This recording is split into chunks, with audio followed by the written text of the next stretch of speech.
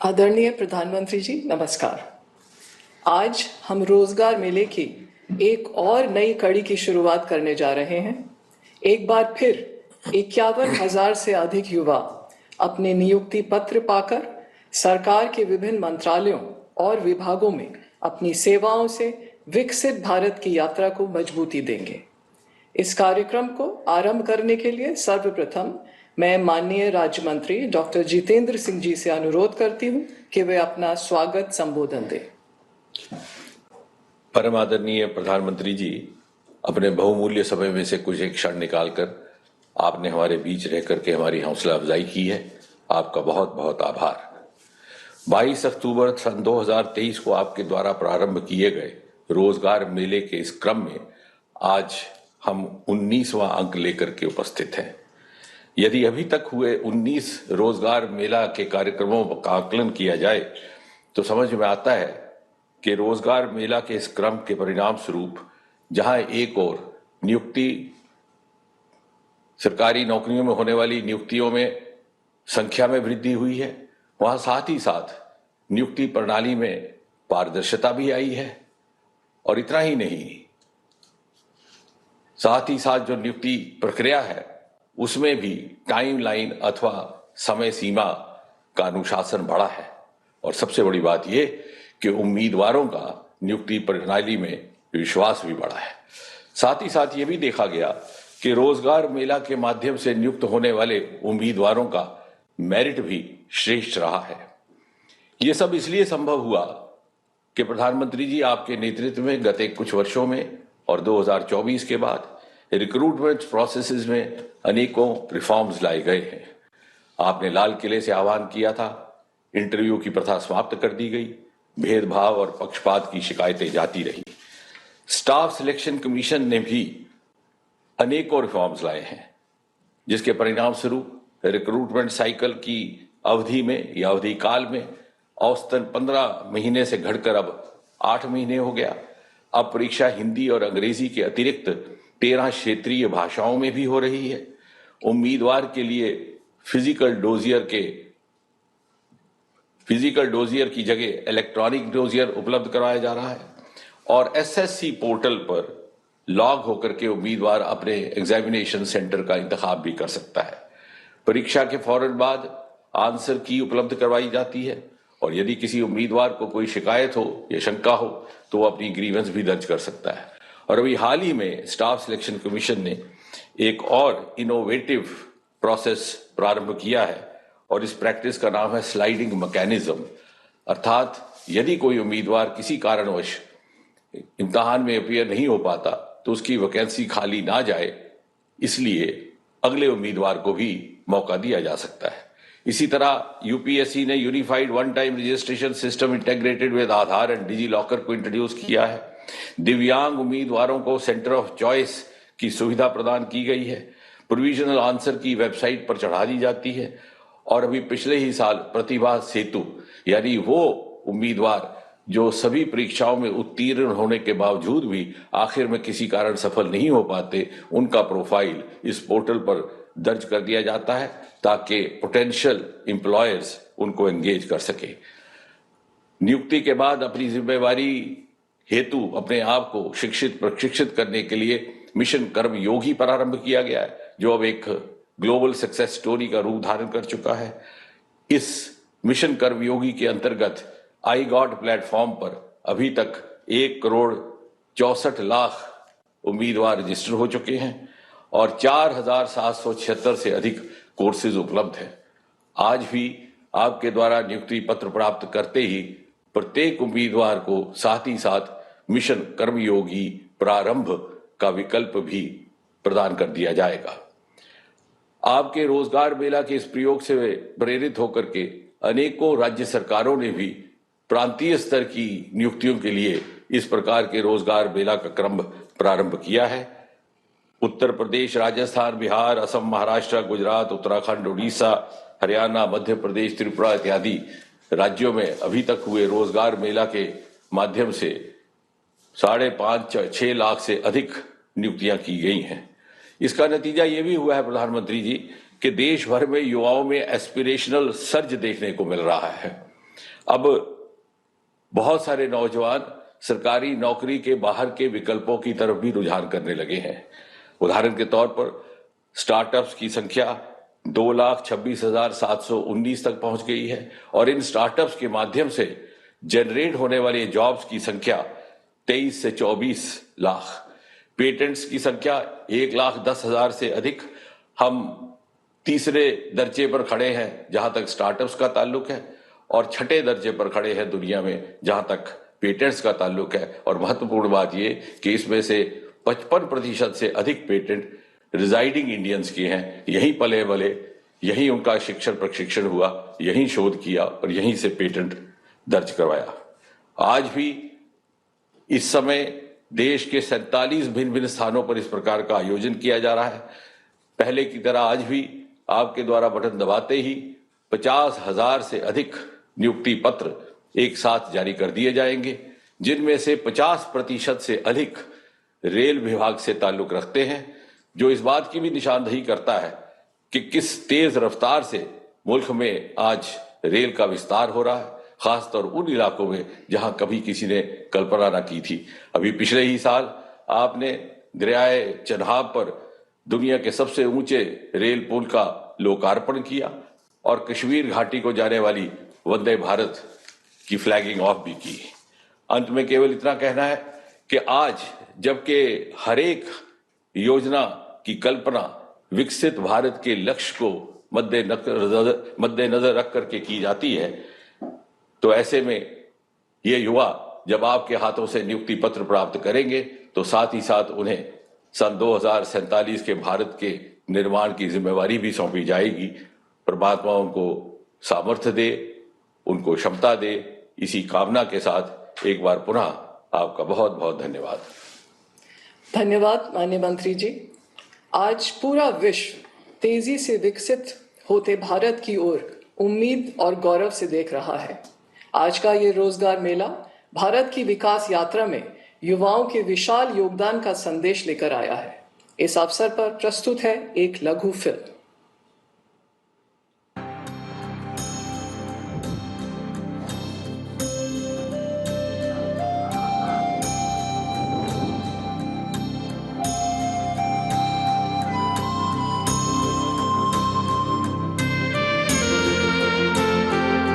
तेजी से बढ़ता विकास के नित नए कीर्तिमान बनाता आज का भारत एक नए दौर में कदम रख चुका है, जहां सपनों की उड़ान केवल मेहनत और हुनर से तय होती है। रोजगार हो या स्वरोजगार, बीते करीब 12 वर्षों में करोड़ों युवाओं के सामर्थ्य को स्वावलंबन से जोड़ने के लिए सतत और सफल प्रयास हुए हैं। गांव, गरीब किसान के बच्चे हो या मिडिल क्लास के, दूर सुदूर के क्षेत्रों में रहने वाले आदिवासी हो या शहरों में रहने वाले, आज हर किसी के लिए सरकारी सेवा से जुड़ने का रास्ता भी एक ही है। लगन, परिश्रम और दृढ़ संकल्प, न सिफारिश, न जुगाड़ और न कॉन्टैक्ट। हकदार को ही आज मिलता है उसका हक, क्योंकि भारत सरकार की चयन प्रक्रिया है पूरी तरह से निष्पक्ष और पारदर्शी। इस प्रक्रिया के केंद्र में है यूपीएससी, एसएससी, आरआरबी और आईबीपीएस जैसी संस्थाएं, जहां हर योग्य युवा का सपना हो रहा है साकार।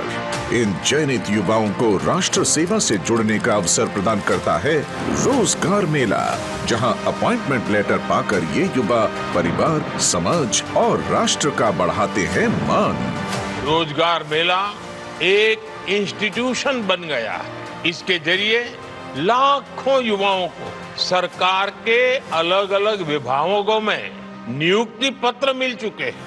रोजगार मेलों के तहत अब तक लाखों युवाओं को इस पहल के माध्यम से नियुक्ति पत्र मिल चुके हैं और इसी क्रम को जारी रखते हुए आज रोजगार मेला के अंतर्गत 51,000 से अधिक युवाओं को रेल, इसरो, स्वास्थ्य एवं परिवार कल्याण मंत्रालय, शिक्षा मंत्रालय, रक्षा मंत्रालय, वित्तीय सेवाएं विभाग आदि क्षेत्रों से जुड़े विभिन्न मंत्रालयों एवं विभागों में अनेक पदों हेतु नियुक्ति पत्र सौंपे जा रहे हैं। इस सूची में शामिल है रेलवे में में असिस्टेंट लोको पायलट तथा आरपीएफ कांस्टेबल, बैंकिंग सेक्टर में प्रोबेशनरी ऑफिसर्स, मैनेजमेंट ट्रेनीज व एडमिनिस्ट्रेटिव ऑफिसर्स, इसरो में साइंटिस्ट, इंजीनियर तथा टेक्निकल असिस्टेंट, शिक्षा मंत्रालय में professor, associate professor, assistant professor, registrar, deputy registrar, assistant registrar, librarian, स्वास्थ्य एवं परिवार कल्याण मंत्रालय में nursing officer, store keeper cum clerk, junior medical lab technologist, senior resident, CPSE, केंद्रीय सार्वजनिक क्षेत्र उपक्रम में मैनेजर, डिप्टी मैनेजर एवं असिस्टेंट मैनेजर, रक्षा क्षेत्र में नाविक जैसे विभिन्न पद। देश की समर्थ युवा शक्ति विकसित भारत एट 2047 के संकल्प की सिद्धि में अहम भूमिका निभा रही है। रेलवे को गति देने में, अंतरिक्ष में नई ऊंचाइयां छूने में या वित्तीय सेवाओं को जन जन तक पहुंचाने में उनका योगदान हर क्षेत्र में दिखाई देता है। ये कर्मयोगी युवा सिर्फ अपने जीवन को ही नहीं बदल रहे, बल्कि राष्ट्र निर्माण में भागीदार भी हैं और साक्षी भी। यही नए भारत की पहचान है, जहां हर उपलब्धि के पीछे मेहनत की कहानी है और अवसर की समानता का अटूट विश्वास है। रोजगार मेला, युवाओं की निरंतर प्रगति, विकसित भारत की गति शक्ति। अब मैं आदरणीय प्रधानमंत्री जी से आग्रह करती हूं कि कृपया रिमोट का बटन दबाकर 51,000 से अधिक नियुक्ति पत्रों के वितरण के इस अभियान का शुभारंभ करें।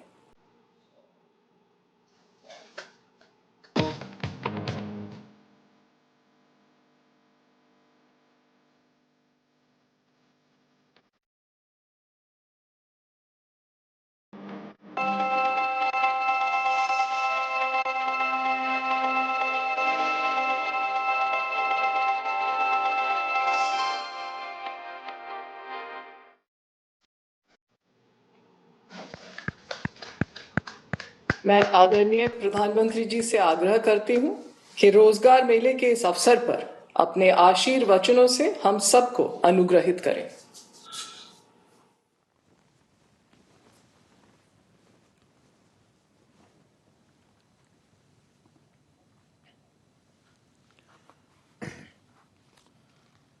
साथियों, आज देश भर के हजारों युवाओं के लिए बहुत ही महत्वपूर्ण दिवस है। आज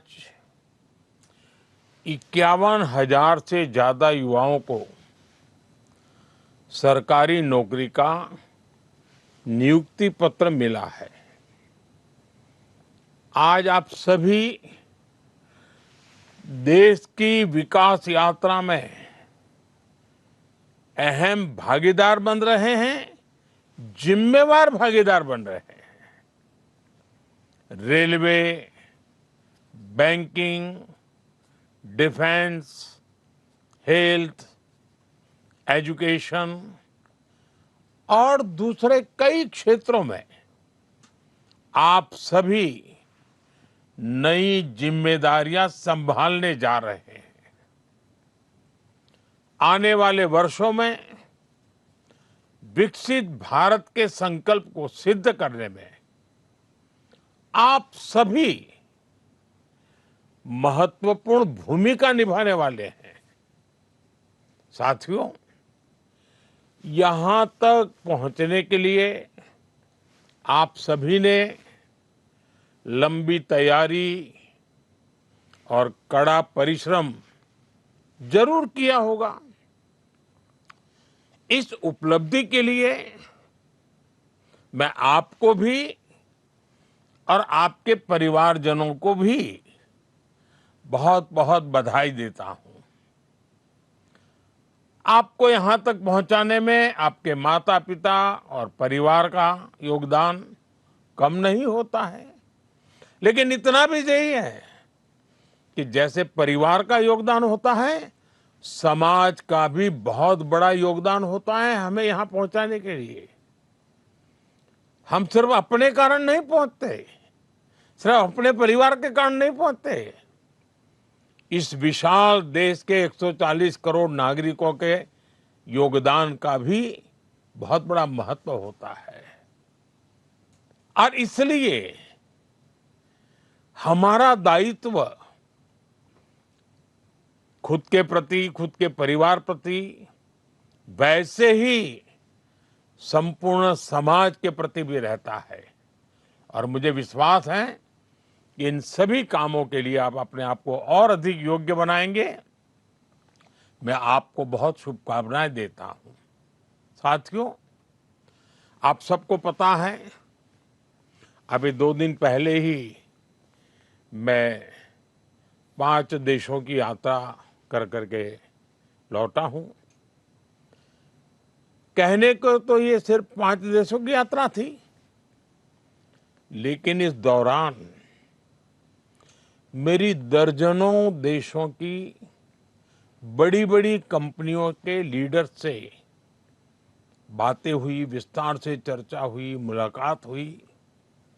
और हर जगह मैंने एक बात समान रूप से महसूस की है।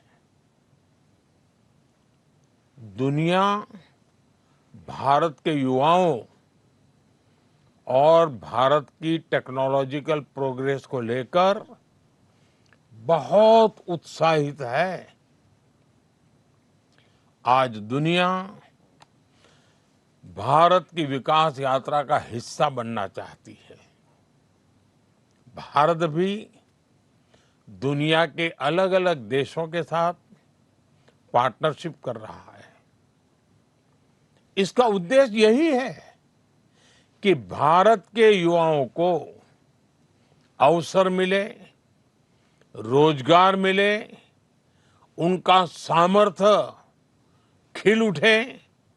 साथ साथ मैं चाहता हूं मेरे देश के नौजवानों को ग्लोबल एक्सपोजर भी मिले।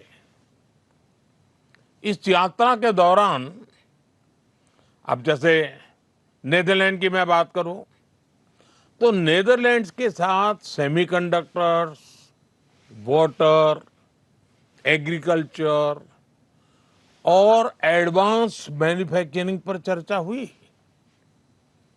स्वीडन के साथ आर्टिफिशियल इंटेलिजेंस, एआई और डिजिटल इनोवेशन, उस पर सहयोग की बहुत सारी बातें हुई।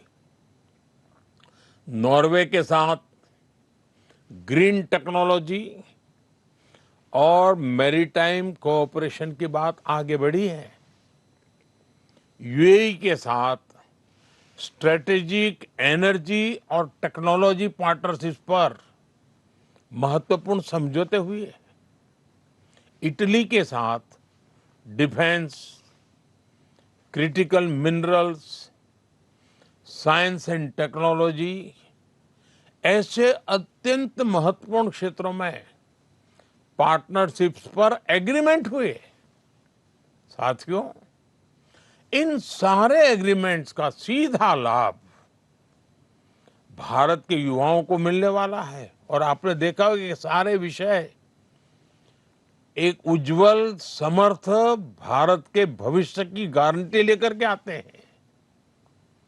क्योंकि हर नया निवेश, हर टेक्नोलॉजी पार्टनरशिप, हर इंडस्ट्रियल कोलैबोरेशन भारत के युवाओं के लिए नई अपॉर्चुनिटीज तो लेकर के आता ही है, लेकिन अनगिनत नए अवसर तैयार करता है।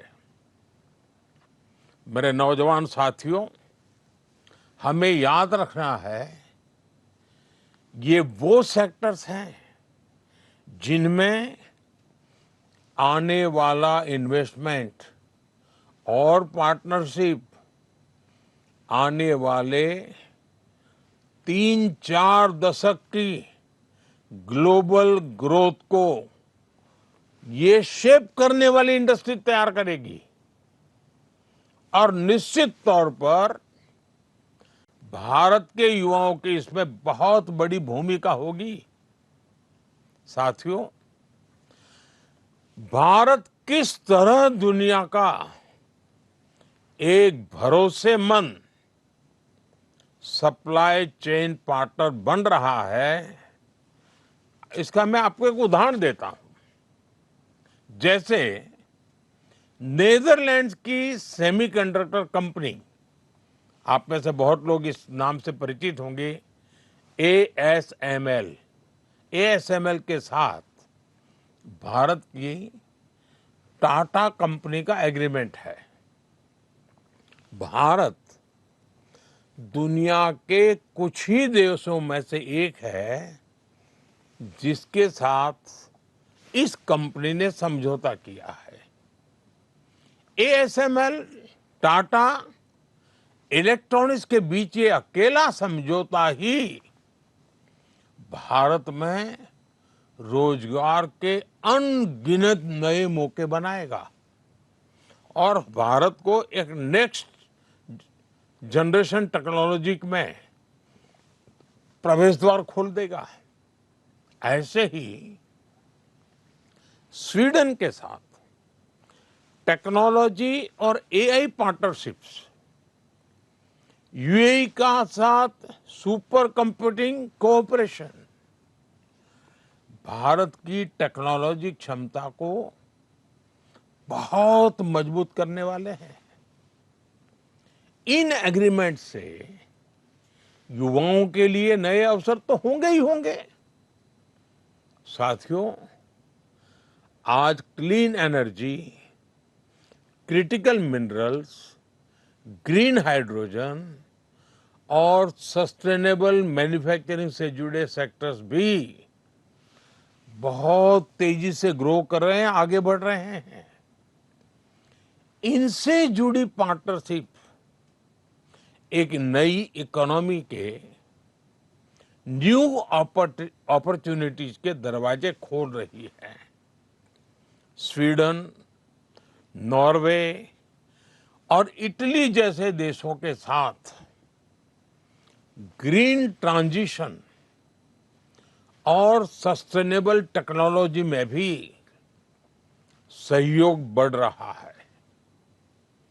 ये भारत को क्लीन मैन्युफैक्चरिंग से जुड़ी फ्यूचर इंडस्ट्रीज में मजबूत करेगा। इसके अलावा भारत ने पोर्ट्स, शिपिंग और मैरीटाइम इंफ्रास्ट्रक्चर से जुड़े एग्रीमेंट पर तेजी से काम किया है। यूएई और नॉर्वे के साथ पार्टनरशिप से भारत का शिप बिल्डिंग इकोसिस्टम मजबूत होगा। और आप तो जानते हैं, शिप बिल्डिंग यानी स्किल्ड मैन पावर की बहुत जरूरत पड़ती है। यानी भारत के इंजीनियर्स, टेक्नीशियंस और स्किल्ड वर्कर्स के लिए इतनी मांग बढ़ने वाली है जिसकी आप कल्पना नहीं कर सकते हैं। कितने अवसर तैयार होंगे। साथियों, हर नई पार्टनरशिप के साथ हम भारतीय स्टार्टअप्स, रिसर्चर्स और यंग प्रोफेशनल्स के लिए दुनिया से जुड़ने के नए रास्ते बना रहे हैं। इससे भारतीय युवाओं को एडवांस एक्सपर्टीज, ग्लोबल मार्केट्स और ग्रोथ के नए मौके भी मिलेंगे। आज दुनिया उन देशों का सम्मान करती है जो इनोवेट करते हैं, जो बिल्ड करते हैं और जो बड़े स्तर पर डिलीवरी कर सकते हैं। भारत आज इन तीनों दिशाओं में तेजी से आगे बढ़ रहा है और इस परिवर्तन की सबसे बड़ी ताकत आप सब मेरे नौजवान साथी हैं। भारत का युवा है और मैं दुनिया में जहां भी जाता हूं, मैं काफी समय चर्चा में भारत की युवा शक्ति की चर्चा करता हूं। साथियों, आज हर भारतीय एक बड़े संकल्प के साथ आगे बढ़ रहा है। ये संकल्प 2047 तक विकसित भारत के निर्माण का संकल्प है। इस लक्ष्य की प्राप्ति के लिए आज देश अलग अलग सेक्टर्स में निवेश कर रहा है और इस निवेश से देश के युवाओं के लिए रोजगार के लाखों नए अवसर बन रहे हैं, जिसे आज भारत में सेमीकंडक्टर मैन्युफैक्चरिंग की पूरी सप्लाई चेन तैयार की जा रही है। आने वाले समय में भारत की 10 बड़ी सेमीकंडक्टर यूनिट्स दुनिया में अपना परचम लहराएगी। इनमें बड़ी संख्या में भारत के नौजवानों का सामर्थ्य होगा, भारत के नौजवानों की बुद्धि प्रतिभा होगी, भारत के नौजवानों का कमिटमेंट होगा और स्वाभाविक है, रोजगार तो है ही है। भारत आज शिप बिल्डिंग से लेकर शिप रिपेयरिंग और ओवरहोलिंग का भी इकोसिस्टम विकसित कर रहा है। इसके लिए करीब 75,000 करोड़ रुपए 75,000 करोड़ रुपीस का निवेश किया जा रहा है। इसी तरह भारत में ही हम पूरा एमआरओ इकोसिस्टम यानी मेंटेनेंस, ओवरहॉल और रिपेयर फैसिलिटीज तैयार कर रहे हैं। इससे देश के एविएशन सेक्टर को बहुत मदद मिलने वाली है और भारत के युवाओं के लिए रोजगार का नया सेक्टर तो खुलना ही खुलना है। साथियों, भारत आज एक बड़ा इलेक्ट्रॉनिक्स मैन्युफैक्चरर है और हम इलेक्ट्रॉनिक्स से जुड़ी कंप्लीट वैल्यू चेन भारत में ही बना रहे हैं। इसके लिए जो पीएलआई स्कीम चल रही है, उससे देश में रिकॉर्ड इलेक्ट्रॉनिक्स प्रोडक्शन हो रहा है और युवाओं को लाखों की संख्या में जॉब्स भी मिल रही है। साथियों, ऐसे अनेकों अभियानों पर भारत का पब्लिक और प्राइवेट सेक्टर मिलकर बहुत बड़ा निवेश कर रहा है। ये निवेश देश के युवाओं को देश में ही जॉब्स दे रहा है, उनके सपने पूरे कर रहा है। एक सरकारी कर्मचारी होने के नाते, जो कि आज नियुक्ति पत्र के भरने के बाद आपकी पहचान बनने वाली कि आप एक सरकारी कर्मचारी हैं, तो उस नाते आपको भी हमेशा ये ध्यान रखना है कि ईज ऑफ डूइंग बिजनेस देश की कितनी बड़ी प्राथमिकता है। साथियों, भारत की ग्रोथ स्टोरी और एम्प्लॉयमेंट जनरेशन, इसमें ये मानी हुई बात है, आप भी जानते हैं, इंफ्रास्ट्रक्चर इसकी बहुत बड़ी भूमिका होती है। जब गांव, छोटे शहर और दूर दराज के इलाके विकास से जुड़ते हैं, तभी देश की प्रगति का लाभ ज्यादा लोगों तक पहुंचता है। पिछले 12 वर्षों में railway, highway, airport, logistics, ports, digital infrastructure पर कल्पना बाहर का तेज गति से विस्तार हुआ है, विकास हुआ है, हर स्तर पर काम हुआ है। आज आप अपने क्षेत्र में किसी की भी दिशा में 100 किलोमीटर अगर जाएंगे तो भारत सरकार द्वारा कोई न कोई काम चलता हुआ नजर आएगा आपको। आज गांवों में भी बदलाव तेजी से दिखाई दे रहा है। कनेक्टिविटी बढ़ने से किसानों, छोटे व्यापारियों, विद्यार्थियों के लिए नए रास्ते खुले हैं। आज करोड़ों परिवारों को पक्का घर मिला है। यानी दुनिया के कई देश हैं जिनके पास टोटल घर होते हैं, उससे अनेक गुना घर हम नए बनाते हैं। इतना ही नहीं, जो मेरा स्वच्छता का अभियान है उसको तो मैं कभी भी भूलने नहीं देता हूं लोगों को, और न ही मैं भी भूलता हूं। उसमें शौचालय की बहुत बड़ी महत्वपूर्ण भूमिका है।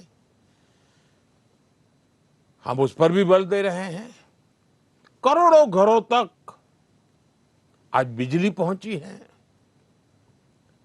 रूफटॉप सोलर एनर्जी, कितने नए नए वेंडर्स मैदान में आए हैं। अब देखिए, जल जीवन मिशन से नल से जल पहुंचाना, मैं अभी देख रहा था कि मैं चाहता था कि शहरों में पीएनजी के कनेक्शन बढ़े, तो मुझे प्लम्बर नहीं मिल रहे थे, कमी पड़ रही थी, क्योंकि जल जीवन के मिशन में कई सारी बड़ी संख्या में प्लम्बर वहां लगे हुए थे। अब इधर मुझे एनर्जी के लिए बड़े शहरों में पीएनजी के कनेक्शन तेजी से बढ़ाने थे। तो आप कल्पना कर सकते हैं कि कभी कभी तो लोगों की जरूरत पड़े तो लोग कम पड़ जाते हैं। साथियों, इन बदलावों का असर सिर्फ सामान्य नागरिकों की सुविधाओं तक सीमित नहीं रहता। गांव तक सड़क पहुंची तो मार्केट तक आना जाना आसान हुआ। बिजली की सुविधा बेहतर हुई तो छोटे उद्योग धंधे आगे बढ़ने लगे। गांव में भी एग्रीकल्चर में वैल्यू एडिशन होने लगा। पहले अगर वो लाल मिर्ची बेचते थे, अब बिजली आई तो लाल मिर्ची का पाउडर बनाते हैं, पाउडर बना करके पैकेज बनाते हैं, पैकेज बना करके बेचते हैं। तो गांव में भी छोटे छोटे उद्योग इसके कारण बढ़ते जाते हैं। डिजिटल कनेक्टिविटी बढ़ी तो गांव के लोग भी पूरे विश्व के साथ जुड़ रहे हैं, आधुनिकता से जुड़ रहे हैं।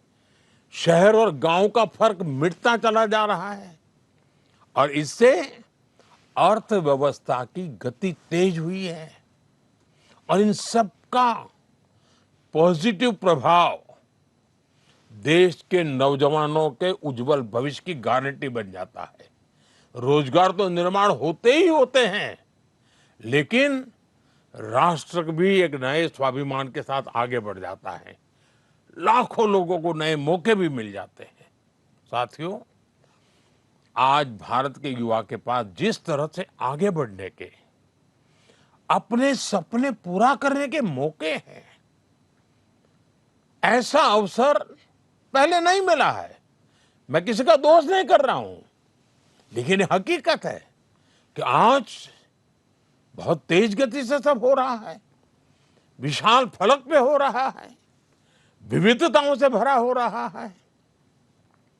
आज manufacturing, technology, startup, digital services, railway, defence, इतना ही नहीं, स्पेस, ऐसे अनेक क्षेत्रों में अनगिनत अवसर हमारा इंतजार कर रहे हैं। हमारा प्रयास है कि ज्यादा से ज्यादा युवा नए अवसरों का लाभ उठा सके और देश के युवाओं को अपनी प्रतिभा दिखाने का पूरा मौका मिले। इसलिए skill development, industry linked education और फ्यूचर टेक्नोलॉजी पर लगातार जोर दिया जा रहा है। आईआईटीज को मॉडर्न बनाया जा रहा है। नेशनल स्किल ट्रेनिंग इंस्टीट्यूट्स को मजबूत किया जा रहा है। पीएम सेतु जैसे अभियान इसी दिशा में काम कर रहे हैं। साथियों, पिछले कुछ वर्षों में देश में सेल्फ एम्प्लॉयमेंट और एंटरप्रेन्योरशिप की एक नई संस्कृति विकसित हुई है। भारत दुनिया का तीसरा सबसे बड़ा स्टार्टअप इकोसिस्टम है। देश में 2,30,000 से ज्यादा, ये आंकड़ा याद रखिए, 2,30,000 से ज्यादा रिकॉग्नाइज्ड स्टार्टअप्स हैं और उसमें भी दो चार नौजवान भी जुड़े हुए होते हैं। अहम बात यह है कि ये बदलाव सिर्फ बड़े शहरों तक सीमित नहीं है और मुझे इसका सबसे ज्यादा आनंद है। आजकल तो टियर 2 और टियर 3 शहरों के युवा भी बहुत बड़ी संख्या में स्टार्टअप और इनोवेशन की दुनिया में अपना ताकत दिखा रहे हैं। उनके सामर्थ्य की नोट लेनी पड़ रही है। ये परिवर्तन अब देश की अर्थव्यवस्था का महत्वपूर्ण हिस्सा है। इस बदलाव में हमारी नारी शक्ति की भूमिका भी लगातार बढ़ रही है। आज बड़ी संख्या में विमेन लेड स्टार्टअप्स, ये जब सुनते हैं ना मन गर्व से भर जाता है। मैं जब दुनिया के लोगों को बताता हूं कि हमारे यहाँ स्टार्टअप में महिलाओं की बहुत बड़ी भूमिका बढ़ रही है, बहुत बड़ी मात्रा में महिलाएं आगे आ रही है। मुद्रा योजना के तहत करोड़ों महिलाओं को फाइनेंशियल सपोर्ट मिला है। पीएम स्वनिधि जैसी योजनाओं ने भी लाखों महिलाओं को आत्मनिर्भर बनने का अवसर दिया है। आज गांवों में, छोटे शहरों में पहले से ज्यादा महिलाएं अपने दम पर नए काम शुरू कर रही हैं। साथियों, नीतियां और निर्णयों के इस अभियान के बीच आपको एक और बात याद रखनी है। किसी भी व्यवस्था की असली ताकत उसके लोग होते हैं। जनता जनार्दन की शक्ति होती है, जनशक्ति होती है और जनशक्ति ही तो राष्ट्र शक्ति बनती है। आप सभी जिस व्यवस्था का हिस्सा बनने जा रहे हैं उसका सीधा संबंध करोड़ों करोड़ों देशवासियों के जीवन से है, करोड़ों करोड़ों देशवासियों की आशा आकांक्षाओं से है। सरकारी नौकरी लोगों के जीवन को आसान बनाने का माध्यम ही होती है। आप जिस भी विभाग में काम करेंगे वहां आपके व्यवहार, संवेदनशीलता और काम करने के तरीके का बहुत महत्व होगा। देश ने आप पर भरोसा किया है। अब ये जिम्मेदारी आपकी है कि आप अपने काम से, अपने आचरण से, अपनी वाणी से, अपने व्यवहार से उस भरोसे को और मजबूती देंगे।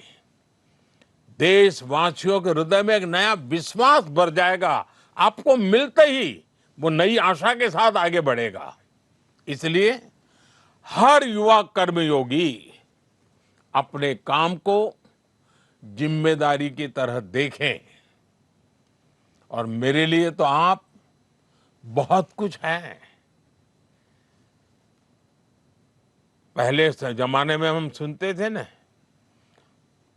सहस्त्र बाहु वाले फलाने, सहस्त्र बाहु वाले ढींकने। आज सरकार के बाहु आप ही हैं। सरकार का सामर्थ्य आप ही है। जो पहले से सरकार में है वो भी हैं, जो नए आ रहे हैं वो भी हैं। आज भारत के लोगों की आकांक्षाएं बहुत बढ़ रही हैं और मैं इसे विकास की पॉजिटिव साइन मानता हूं। हमें अपने देश के लोगों के एस्पिरेशंस को समझना भी है और उसके हिसाब से उतनी ही तेज गति से काम भी करना है। ऐसे में पब्लिक सर्विस में आने वाले युवाओं की भूमिका बहुत महत्वपूर्ण हो गई है। आपको लगातार सीखते रहना होगा, खुद को नई टेक्नोलॉजी, नई सिस्टम और नई जरूरतों के हिसाब से तैयार करना होगा। इसमें आपको आई गॉट कर्मयोगी प्लेटफॉर्म से बहुत मदद मिलेगी। कर्मयोगी प्रारंभ जैसे मॉड्यूल से आपको अपनी जिम्मेदारियां समझने में बहुत सहूलियत होगी।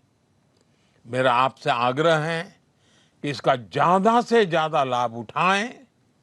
साथियों, आज भारत का युवा दुनिया के हर क्षेत्र में अपनी पहचान बना रहा है। यही स्पिरिट, यही ऊर्जा पब्लिक सर्विस में भी दिखाई देनी चाहिए।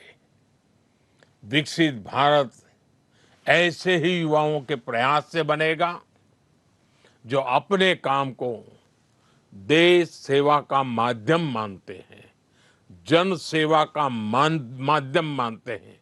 और हमारे यहाँ तो कहा, जन सेवा ही प्रभु सेवा। मुझे पूरा विश्वास है आज नियुक्ति पत्र पाने वाले हमारे युवा साथी भारत के विकास यात्रा को नई गति देंगे। आपके काम, आपके फैसलों से विकसित भारत के संकल्प की सिद्धि होगी। और आपको वो मंत्र कभी भूलना नहीं है। हमारा मंत्र है नागरिक देवो भव। नागरिक देवो भव। नागरिक का कल्याण ही हमारा कर्तव्य है। मैं एक बार फिर आज नियुक्ति पत्र पाने वाले सभी युवाओं को आगे के जीवन के लिए, देश सेवा के इस अवसर को निभाने के लिए अनेक अनेक शुभकामनाएं देता हूं। आप सबको बहुत बहुत धन्यवाद।